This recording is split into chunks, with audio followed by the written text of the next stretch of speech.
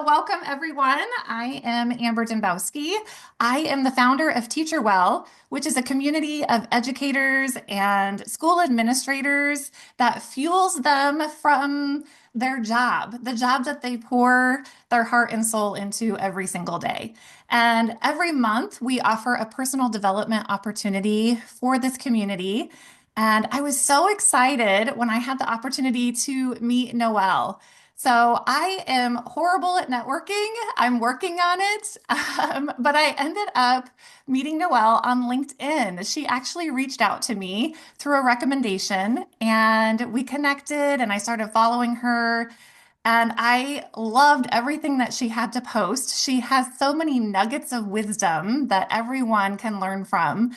And she happened to post something about time management. And I was like, yes, we need this because all of the teachers who reach out to me, that this is what they're most stressed about is time. So Noelle is the founder of Solara Learning. And my understanding, Noelle, is that Solara kind of has two doorways or two pathways. So you're a literacy expert, and then you're also an expert in positive psychology and well-being, which is what we're tapping into tonight. So I'm going Yeah. to pass it on to you, Noelle, but I'm so excited you're here and I am excited to learn from you. Yes. Thanks, Amber, for that warm welcome. I am so excited. I had so much fun putting this together of all the tips and tricks that I've used as a classroom teacher, as a coach, district, admin, all kinds of things in my job, literacy consultancy. So we're going to jump into a teacher's guide to time freedom. So here is our goal for the next 30 minutes or so. We're going to explore strategies in order for us to take control of our time. We're going to try to reduce our overwhelm. And in doing those things, we're going to create more space for joy and connection in our lives outside of work. So here is our agenda. We'll do a little introduction. We're going to tackle mindsets, and then there'll be a time to reflect. So if you want to grab a piece of paper and your favorite flare pen, there will be opportunities to kind of jot down some thinking and then to kind of work with the strategies that I'm giving you. So make this as interactive as you'd like. And then we'll tackle the three-step system of efficiency that I use and have used for years and years to gain back your time. And then we'll close. All right, so my story as a teacher is that my first year of teaching, I did not even know there were other teachers in the building. I was only focused on the students. I was working nights and weekends, and I was working nonstop. I could not figure out how, you know, how to do things. It was so overwhelming. And then my second year, I started to figure out like, oh, there are other adults in the building with me. And I started noticing and watching their behaviors. And I could not figure out how the teachers were leaving right after school every day. I was staying way late into the night, coming up on the weekends. And obviously, I started feeling really overwhelmed and burnt out and unwell. In my second year of teaching, I got up the courage to go across the hall to the teacher next door and ask her, like, how are you doing this? How are you leaving every day right after school?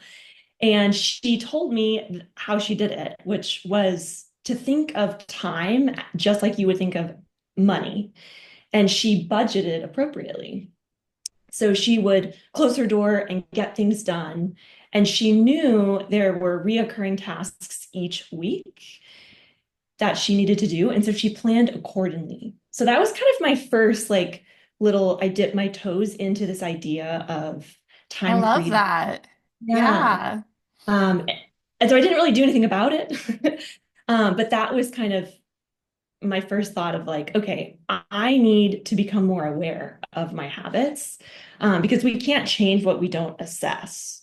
So just like, as a teacher, when we collect data in order to get a student an IEP or to get them tested, right? Um, you might think you know that you're overworking, but you really need to become aware and to have this mindfulness of how much are you really overworking. And so I would recommend something that my therapist actually recommended to me my third year of teaching, which is to track the hours that I was working by clocking in and clocking out. Mm-hmm. And so I just downloaded at the time, just like a clock in, clock out app. And I started to track how many hours I was overworking beyond the 40-hour contracted work week. So I did that for a few weeks. So is that app still available? Yeah, so I cannot remember what app I used way back Oh, then. okay. I did do some research, and I'm actually clocking in and clocking out for my small business right now to make sure that I'm not overworking Mm-hmm. with that. And so I found two that I really like. So Toggle Track is one that I'm using, and it's really great for like manually clocking in and clocking out. And it has these like wonderful detailed reports. So you can even keep track Hmm. of like different items that you're working towards, different projects and things. And then TimeCamp is another great app that's automatic. So those are two that I recommend that are around today. Nice. I'll have to check them out. Yeah, yeah. So this idea is like tracking how many hours you're working is it's not like a gotcha. It's not like to judge yourself, but it's more just about tracking and noticing. And you don't have to change anything right away, but it's just to really bring more awareness Mm-hmm. into it. So that's the first step that I would recommend. And I would encourage you to let this feel more empowering rather than restrictive. So for me to track it, I was like, oh, I'm ready to change something about this. It was like the boost that I needed to Yeah. make a change in my work habits. So if But I'm understanding correctly, the first step is not to really do anything except to just, you're not changing anything, you're just tracking, correct? yeah, And how yeah, long do you recommend they do that? I would do it for a few weeks, 2 or 3 weeks, just so you can kind of, because, seasons ebb and flow as a teacher. Mm-hmm. So, 3 to 4 weeks is a good representation of all the things that come up within the month. And then, yeah, just notice and kind of look at your numbers. How many Mm-hmm. hours are you putting in each week? And Um, I mean, education really is all about the seasons of the job. Like there are, testing season and conference season and, all of these things. So would it be fair to say that you kind of designate a day maybe around each of those seasons? Or I don't sure. know. Would that be fair Yeah, to suggest that? absolutely. Okay. Yeah, you can definitely track. Yeah, once you kind of know all the different seasons to anticipate, you could Mm-hmm. capture maybe a week of each of the seasons to Mm-hmm. see. Yeah, it's like Okay. I know around parent conferences, I'm going to work more. I just know that, right? Yeah. In order to be prepared, which is fine.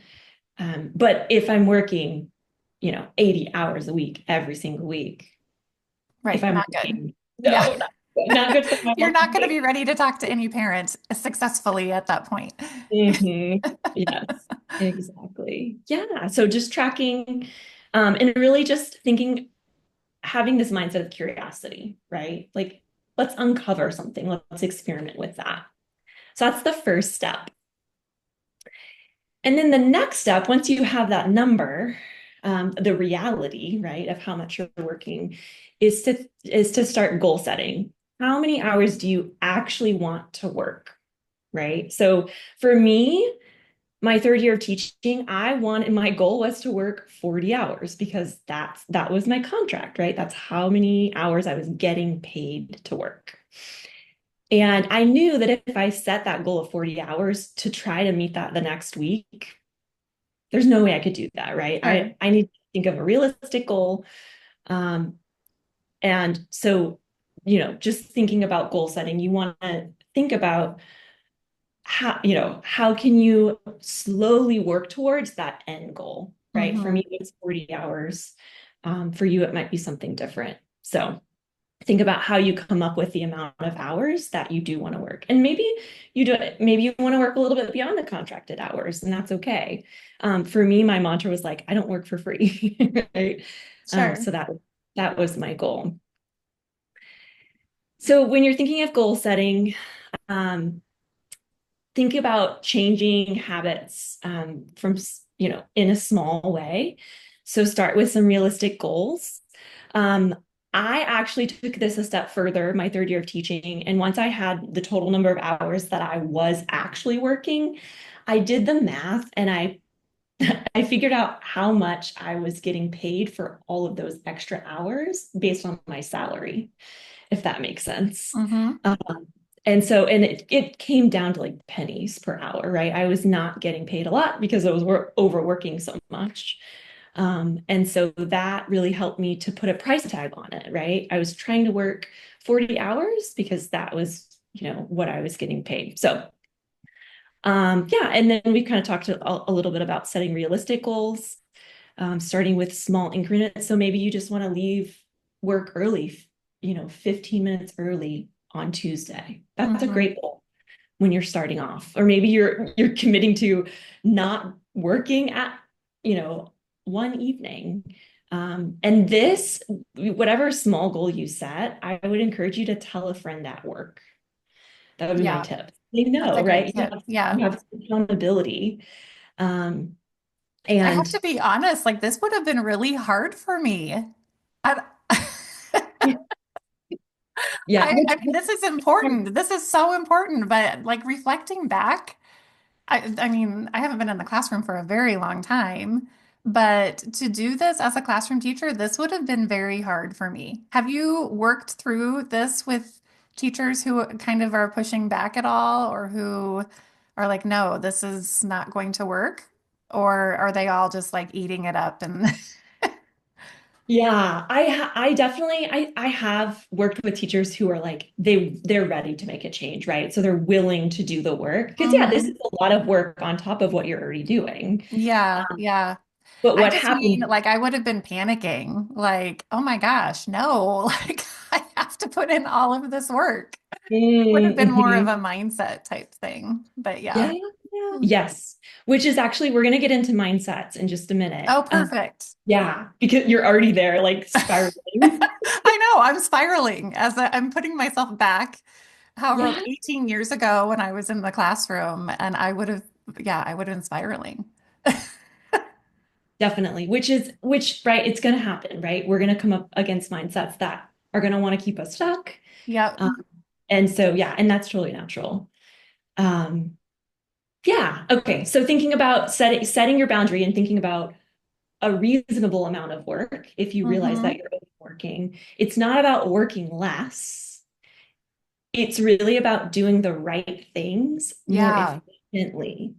Yes. Okay. So Now I'm following you. Yeah. Yeah. maybe that will kind of help settle that spiral of like, no, no, no, I'm still going to work really hard.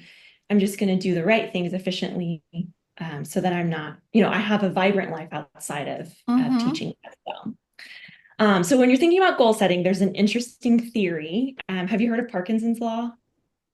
This is I fun. don't think so. I So, don't think so. okay.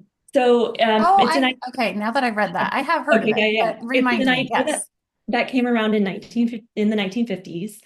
Um, then the idea is that work will expand, for the Yes. amount of time that you give it, right? For the amount of Yes. time that it's So completed. powerful. Yeah.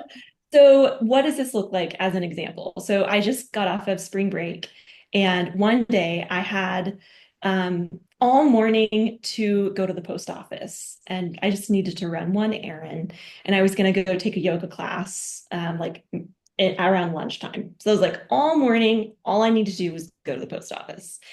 And I was like getting ready. I was like doing some things around the house. I was like, and then all of a sudden I realized like, oh my gosh, I don't have like time to go to the post office. I like, I need to like actually go to yoga. I'm going to miss yoga if I, right. So I had an abundance of time all morning, and then it's like I didn't get it done. Whereas if Hmm. I would have said, I have 30 minutes, these 30 minutes, Yes. Yeah. then it probably would have gotten done. So putting a time cap on it, right? Setting a boundary around the time available for work, will help you, because if you don't, it's just going to bleed into for as long as you give it.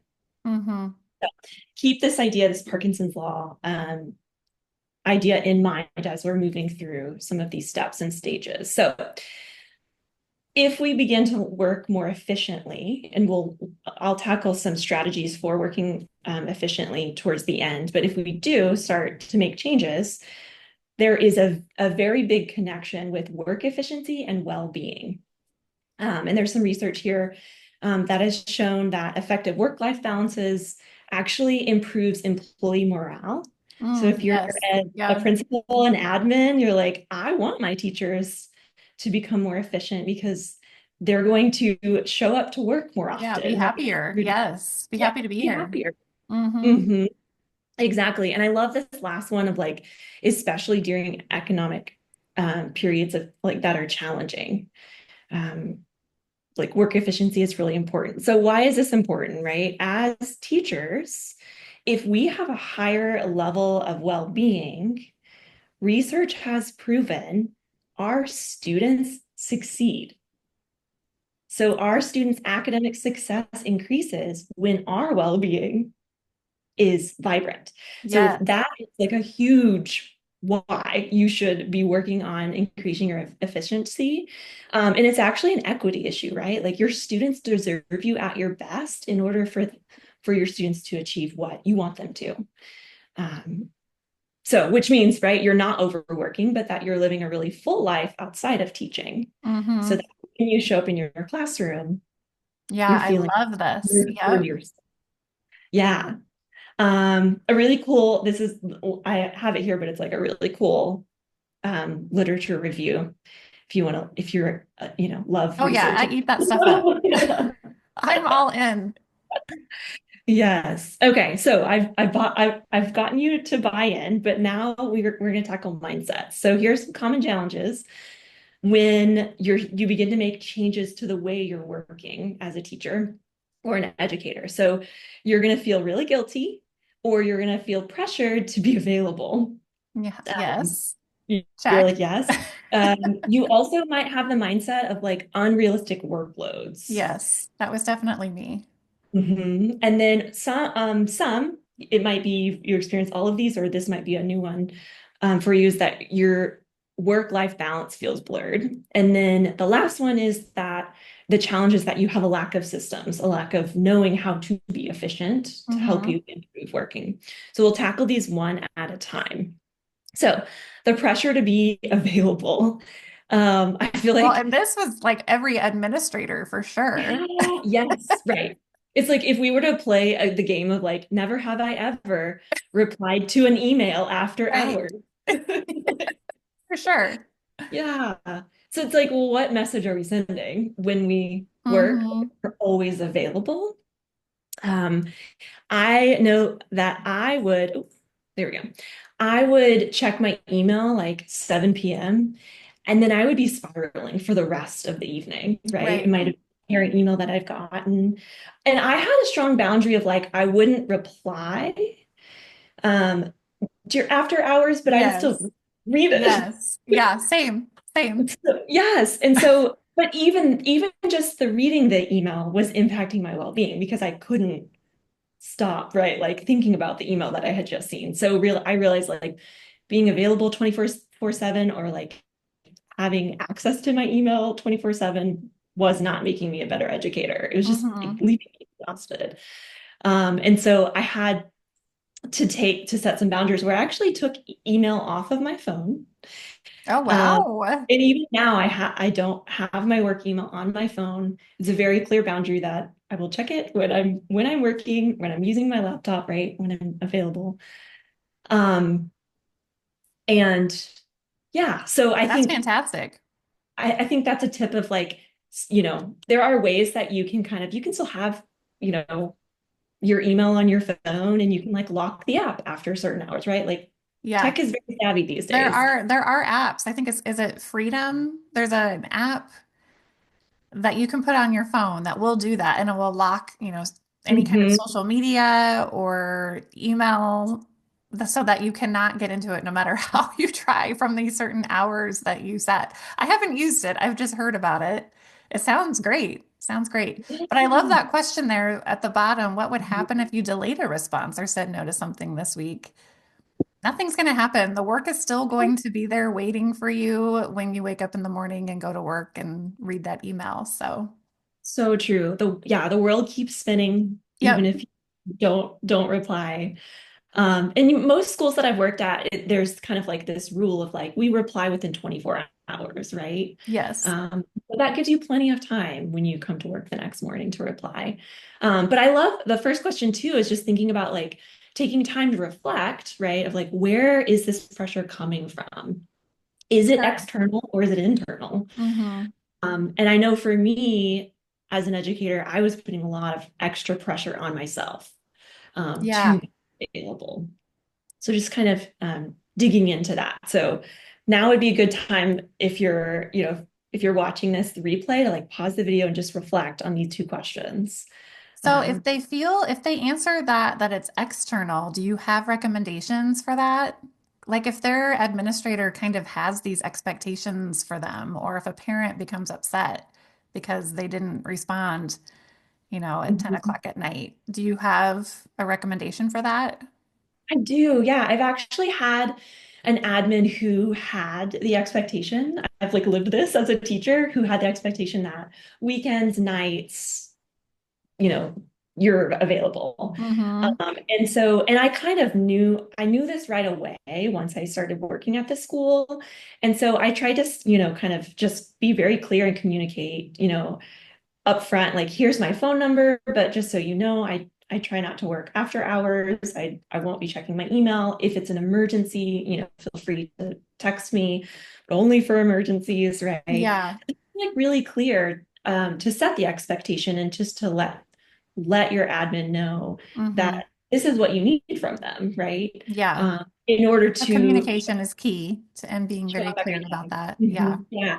And then I think for parents, um, a tip I would say is just like start the year off with those expectations, right? Of like when you Mm-hmm. like, I know it's like mid-year right now, so just like make a mental note during your, Mm-hmm. meet the parent night or meet the teacher night, to have that in all the things that you're sharing on your newsletter, um, or when you talk to people. It's just like this is who I am, right? This is how Yeah. I show up in the world. Yeah, here's my plan time, and here's when I generally check my email, Mhm. basically. Yeah.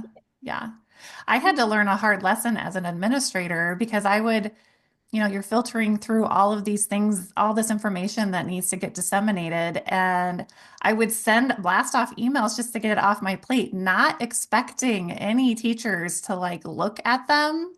But there was one teacher who kept on like, she would reply, and then I would have something that I would have to reply back, and I kept going back and forth. And finally, I'm like, oh my gosh, what is she doing? It's like a Friday night. So I finally realized it was my problem. Like I was the one who was causing all of this. So that was an aha moment for me. And I had to reach out to her, like, I am so sorry.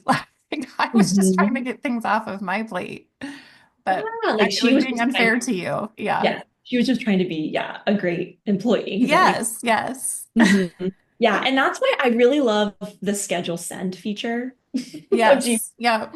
I use that all the time. Because if I am like having to work, after hours, then I'll schedule send so that it looks like, right, I didn't Yeah. work after Right. hours. Yep. Um, yeah, okay. So that's one mindset. Another mindset is that we are just putting a lot of pressure to have this unrealistic workload. So as a second year teacher, I remember going to the public library and pulling off all of these books of how to teach reading because I was floundering as a reading teacher. And I checked out all these books and I spent what little free time I had like researching how to be a better reading teacher. And that was completely an unrealistic workload that I put Hmm. on myself.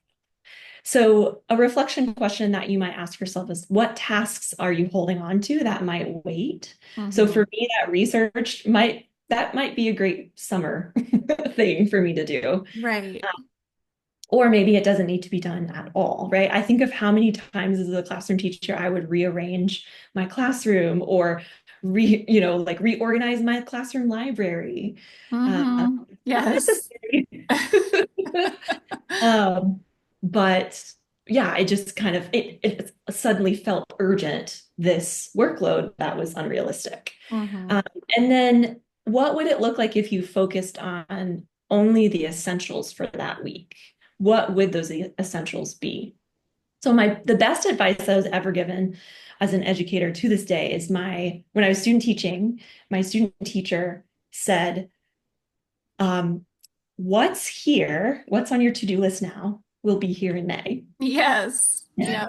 It used to be a nightly thing for me. I'd be like, what my to-do list is never going to get less. Like what's here right now will be here tomorrow. Tomorrow Yeah. night, what's here or what's there will be there the next day. Yes.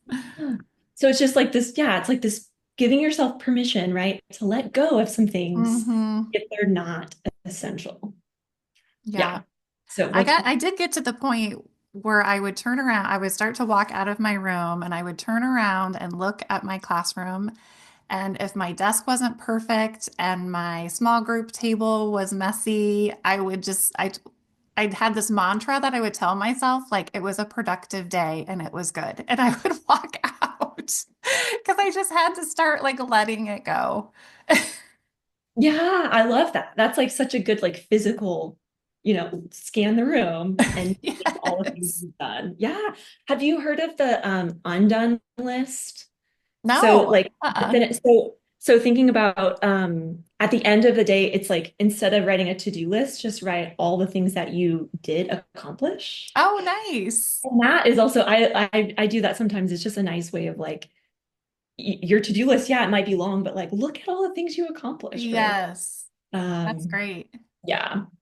Okay, so another mindset that you might have is this blur between work-life boundaries. I saw this meme recently where it had this question of like, which award would you get um, of all these things that it listed? And it was like ridiculous things that we all do, right? Like never asking for help or like taking on more Hmm. than we can do. And in the early days of teaching for me, I would have gotten an award for bringing my bag of papers to grade home, but never actually grading them, right? Yeah, I think we Um, can all relate to that. Yes. yes, yeah. So for me, thinking about like what will be the clear boundary, like even physical boundary, but then also like emotional, mental boundary of when I'm showing up at work and then when I'm showing up at home, right? Um, do I want to leave by a certain time? It might even be like for me, um, I yeah, I can bring my bag home, but like I leave my bag at the door, right? I don't Hmm. like bring it in with me or even like when I would start like unloading my bag at the door, I would then start saying, right, like I'm now home. Like I can take off this load, this emotional load of thinking about work. Hmm. Educators, it's so hard not to ruminate about all the things that we want for our students when we're not with them. Um, I've heard it's helpful to create some kind of ritual, like when you get home, and maybe that is like leaving your bag in a certain spot, or just it's something simple, but it's just kind of a reminder to you, like, okay, work is done, and now it's time for me and my family, yeah. or whatever else is going on. Mhm. Hmm. Exactly. Yeah. I think sometimes like in my life, that's been like I go for a walk, right? Like, or I Hmm. go exercise if I've had that luxury. I feel like some physical movement is helpful, but it could be lighting a candle, right? Yes. Yep. Just something to remind yourself of the transition. Yes. And then another thing to think about is school culture. So the school that you're at, how is it reinforcing overworking or maybe not, right? And how could you shift that culture if only just for yourself? Hmm. So I had to start thinking, right? Like, am I staying late as a teacher because it's necessary, or am I staying late because, uh, this is what it feels like to be a good teacher at this Right. school? Yeah. That was me for sure. I felt Mhm. like I had to stay late because that was what it made a good teacher. So yeah, Do you feel that's like the that was power. coming from the culture of the school? Um, Gosh, not for me personally, but I've been in five different buildings. And so from a leadership perspective, I do know that there were certain schools that I walked into where that was the culture, where Mhm. everyone worked late. And so then when new teachers came in, they were like, what's happening? Yeah, it's hard So not to take on that mindset. yeah, yep. Yeah. And that makes me just wonder too, like as a school admin, how can you begin to shift that culture, right? And kind of Yes. like Yeah. validate and, encourage people to leave work, right? Mm-hmm. Don't stay too late. I feel like that's always what we would say to each other. Yeah. Don't Yeah. stay, when I'm leaving, don't stay too late. I'm going to say it to you. Um, yes, but it's a slow shift, right? And if you're a classroom teacher or staff at a school, know that you can begin to change that culture as well, just by leaving early, right? Mm-hmm. And knowing, having to have that mindset of like, I am still a good teacher, even though I'm leaving work and other Yes. people are still in the building. Yeah. Mhm. Powerful. Yeah. Okay, and then the last mindset here, of course, there are plenty of other ones that might get in the way, but the last mindset is not having systems in place. So everything might feel urgent. And if you don't have a system in place, then it's going to be really hard to begin to organize and prioritize and batch your tasks. Mm-hmm. And once I started doing those things, then I realized, oh, I know that these things on my to-do list will get done. And I started to earn my time back. So that kind of brings us to step 3 in the process, which is the 3-part system to feeling more in control, organized, and to free up your time. And I've Yes. used This this is the as a juicy part. classroom. This is the Yeah, I good know. part. You're like, Yeah. if you've made it this far, this is where I share all my secrets, Yes, right? this is great. Um, Can't as a wait. classroom teacher, right, school leader, district coach, consultant, it works. Every time I start to feel really overwhelmed by my to-do list or I start to notice I'm overworking, I come back to these 3 simple steps. Um, and even today, right, like I worked a full day. I had time to go to the pottery studio and I'm doing this webinar, right? I feel like I Mm-hmm. have so much time. Um, because I'm following these steps. So if you have a piece of paper, now's the time to grab it. So the first step is to write down everything you need to do. And I like to do this for the week ahead, so that because there are things that you're doing every single week that just reoccur, right? Like Mm-hmm. I know every week I'm going to need to make copies. Right. I know every week I'm going to need to lesson plan. So just begin to write down those things, and as just as a brain dump. And um, thinking about like it's okay if you might start feeling overwhelmed when you start to do this, but that's okay. Mm-hmm. Um, the goal is to just get it down on paper so that you know what's there. It's not in your brain anymore. It's kind of holds a space for it. So if you're watching this replay, now would be a great time to pause it, set a time for two Mm-hmm. minutes, and then just write it down, so you can actually go through the process. Okay, so then once you have this, it's going to be a big long list of all the things that you need to do within a week. What you want to do next is prioritize with intention. So there's 3 kind of buckets that you're going to place tasks in. The first bucket is your non-negotiables. And these are tasks that have to happen or like things fall apart in your Right. classroom or at your kids. So thinking about like deadlines, right? Like parent teacher conference prep, that would be one like, I've got to get Mm-hmm. this done. Teaching plans. Maybe there might be like prepping for a PLC, something like that, right? The next bucket is important but flexible. So things they're not urgent and they can be scheduled more flexibly, maybe at a future week, or maybe if you have extra time in the week, you could get it done.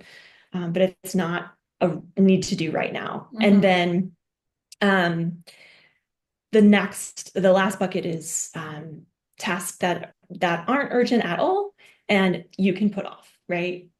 Sure. For later. So scheduling them. Yeah.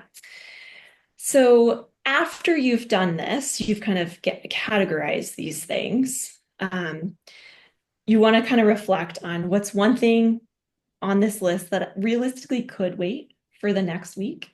And then what's one thing that feels urgent, but it might not be essential, right? So Oh, we know that like that what things might come that up. be? What would be an example? Yeah.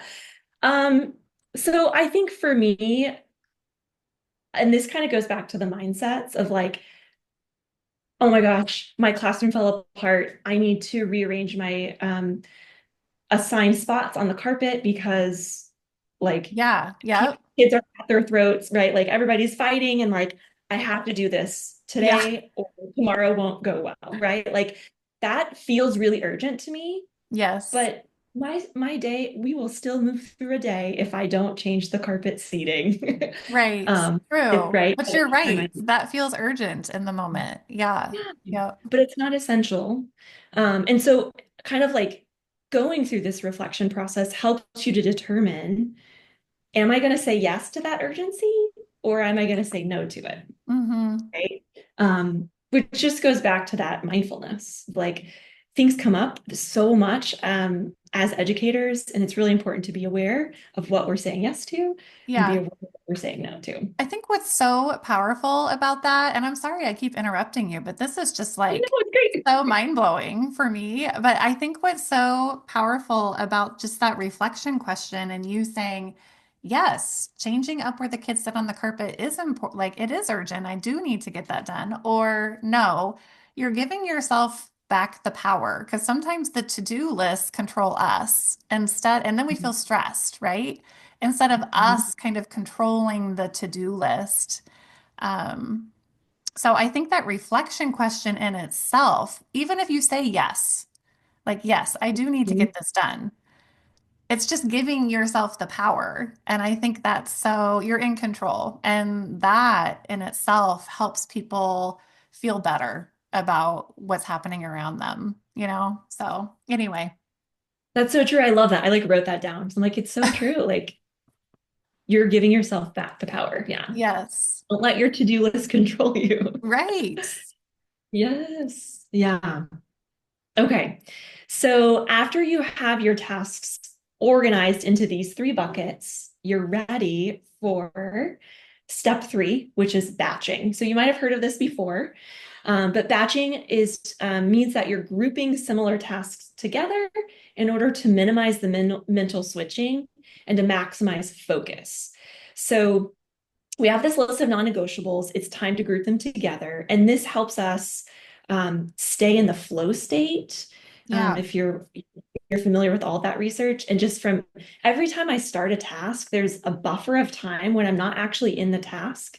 I'm have to like open up the lesson plan, remember what is this, what is that. Right. But if I can all of my planning for reading for the next week together, then I only have to do that once, right? I only have to open up everything and like remember and start one time. Mm-hmm. And that is key for efficiency. So here are some examples of how you might batch your non-negotiables if you're a classroom teacher. So grading is something that can eat up a lot of our time. So think about Yes. batching your grading by student groups or even by assignment types. I know for me, I did all of my grading on Friday afternoon during my planning time. Mm-hmm.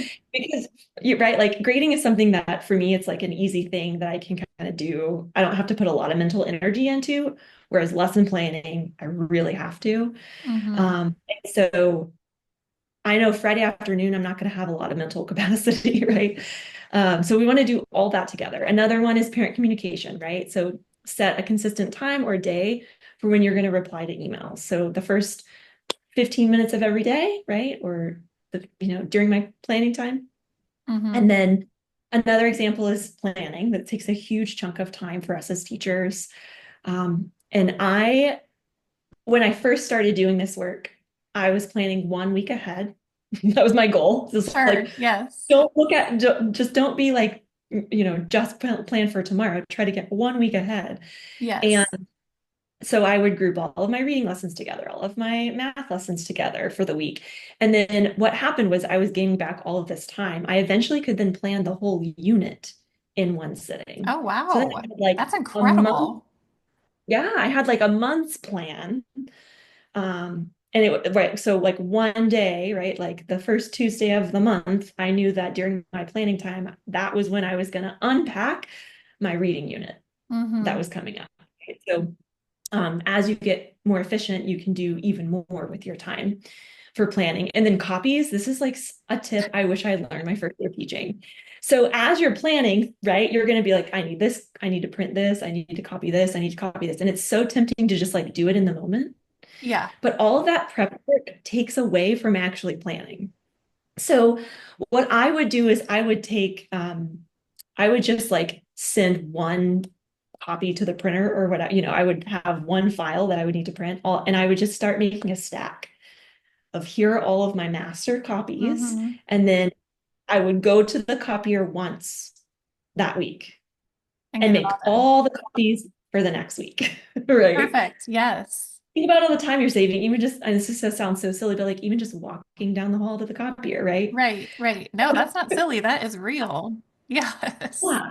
And thinking about like you can also start thinking about like when will the copier not be busy? Yes, I was How thinking many about times have that. I just, When is yeah, it in have I just working like, condition?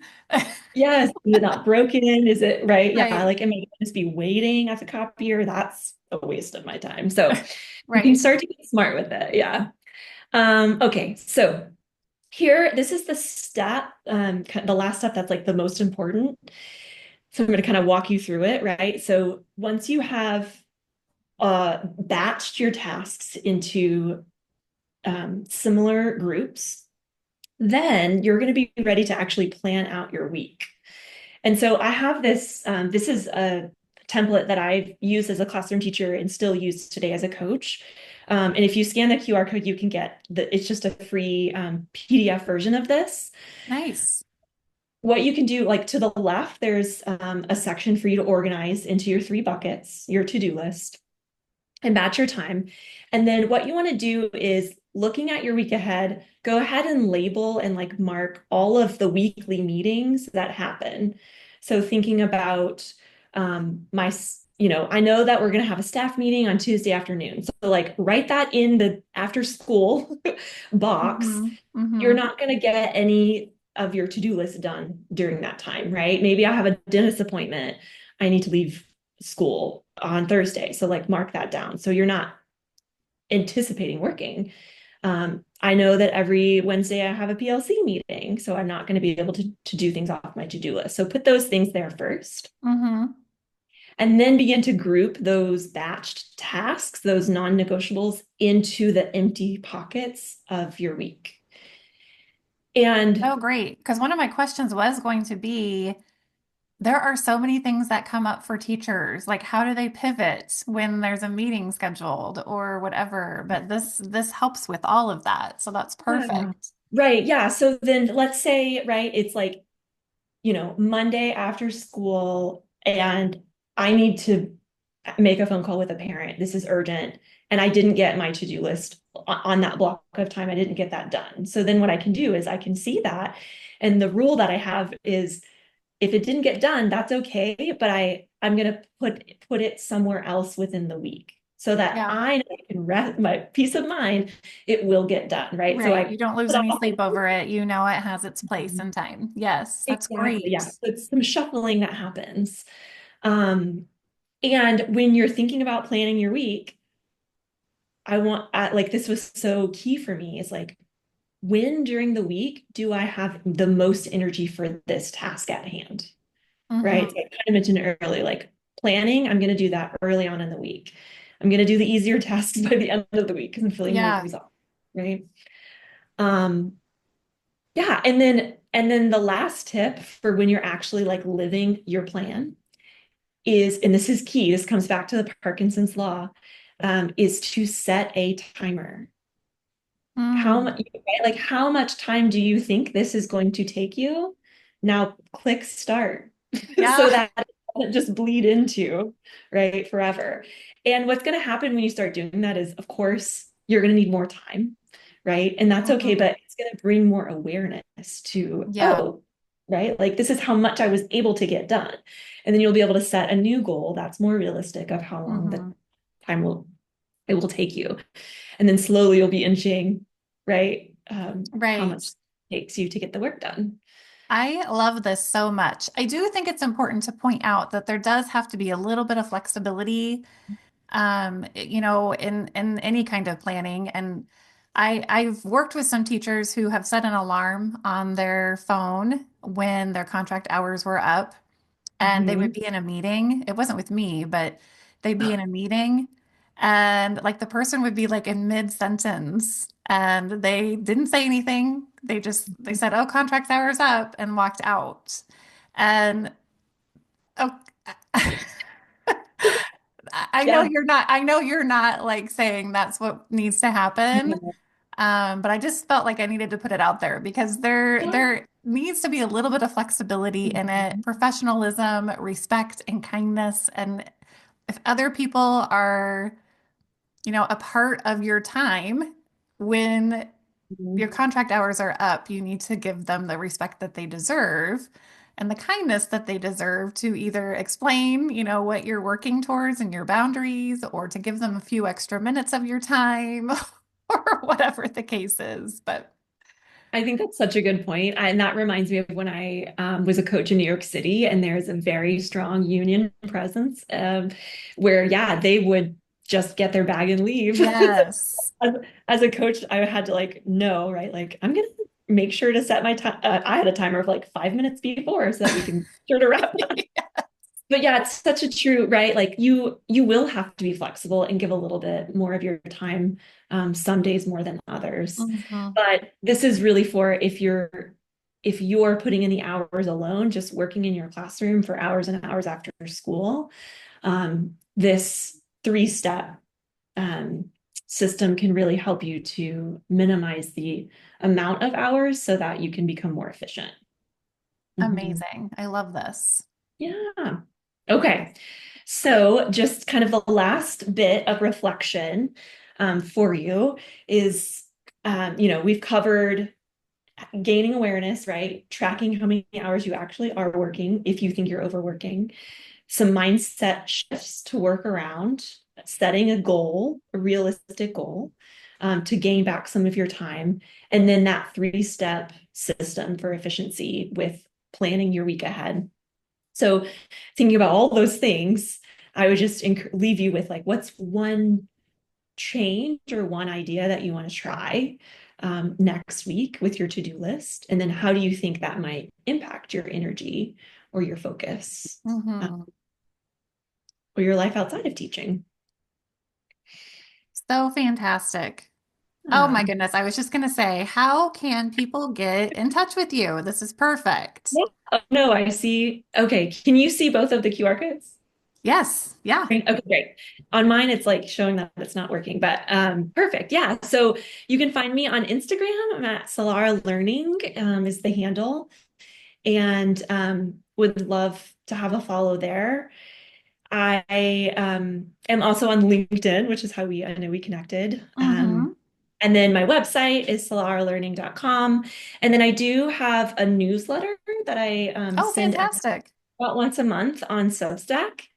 So the link is there, and usually have I usually send out with the topic a freebie of some sort that's like a quick download that you can start implementing right away in your classroom, just like this template here that I shared. So would love for you to follow me there. And yeah, if you listened or watched this webinar and you are super interested in doing some work around time freedom, I would be so excited to connect with you. And I would even love to offer the first 5 people who follow me on Instagram or subscribe to my Substack and reach out to me and say, hey, I watched this webinar, um, and just connect with me. I would be happy to give you a free coaching session where we can kind of tackle some of these things specific for you. That is fantastic. And I follow you. I'm horrible at social media. Like I said at the beginning, networking and social media are something I am trying to work on. I told myself in April I'm going to work on it. But I do follow you on Instagram and LinkedIn, and everything that I happen to come across that you post is phenomenal. Like there's just so many beautiful nuggets and little gems that you post all of the time. And so it's well worth to follow you on those platforms for sure. Gosh, I had another question. Oh, you don't just coach on time management though and time freedom. I So don't. talk to Yeah. us about everything that you can offer. Yeah, absolutely. So, yes. So, I am a literacy consultant. So, I offer professional development around literacy and the science of teaching reading, specifically in the early grades. So, K3 is my expertise, although I offer K5 and K8 as well. And then I also offer one-on-one coaching, or schools and districts can also pay for coaching for their teachers as well. It can be a part of the professional development or it can be separate. And then, apart from contracting with schools and districts, I also work with teachers one-on-one. Maybe if their district or school doesn't have me partnering with them, they can partner with me individually. And for that, we work on improving your well-being as a teacher. So increasing your So joy. important. Um, Yes. yeah, I have a really great, actually a timely coaching cycle that I've been doing, which is to create change. So if you're, now's the time in the spring where we always think about next school year and what we want to change in our careers, or, in our lives as educators. And so I have a really great arc of a coaching cycle that takes you through your educator identity, kind of a gap analysis of where you are now, where do you want to end up in the future? Because Oh, my wow. goal is to Powerful. really, yeah, like nurture the nurturers so that Hmm. teachers stay, and students succeed. I So, love that. mhm. Oh my Yeah, gosh. You yeah. are phenomenal, and everything that you share, mind blowing. I wish I would have heard all of this back when I was in the classroom, and even so much of it would have been helpful to me as an administrator. I would have had to sit there and stew in the mindset piece of it for quite some time because I think a lot of my workaholicism is is deeply rooted. So it would have had to have I would have had to really work through that. And I know that there are so many educators out there that are just like that. But this is so powerful. Thank you for the time that you gave to us in the TeacherWell community. And for anyone who's watching, you can also find me on Instagram at Amber Inspires EDU. And you can also locate me at my website, which is teacherwellapp.com. And we are so appreciative of you. Thank you for taking the time to watch this. That tells us so much about you as a person and as an educator. And have a great night.